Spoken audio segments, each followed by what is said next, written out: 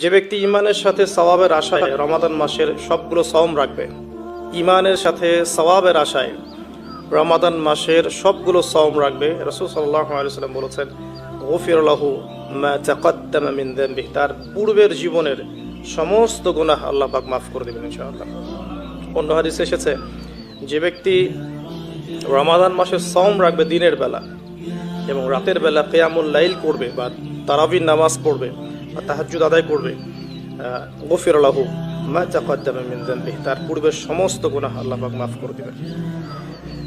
রোজাদারের আনন্দের মুহূর্ত সম্পর্কে হাদিসে এসেছে যে আবু হুরায়রা রাদিয়াল্লাহু আনহু থেকে বর্ণিত আছে, নবী করিম সাল্লাল্লাহু আলাইহি ওয়াসাল্লাম বলেছেন যে রোজাদারের জন্য দুটা আনন্দের মুহূর্ত আছে যখন সে আনন্দিত হবে। তার প্রথমটা হচ্ছে যখন সে ইফতার করে এবং দ্বিতীয়টা হচ্ছে যখন সে তার রবের সাথে সাক্ষাৎ করবে, মিলিত হবে।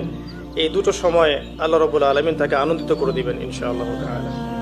অন্য বর্ণনা এসেছে যে যখন সে আল্লাহর সাথে মিলিত হবে বা আল্লাহর সাথে সাক্ষাৎ করবে কিয়ামতের দিন, আল্লাহ পাক তাকে এত পুরস্কার দিবেন যাতে সে আনন্দিত হয়ে যাবে ইনশাআল্লাহ আযজা ওয়া জাল্লা। হাদিসটা বুখারীতে এসেছে 1904 নম্বর হাদিসে।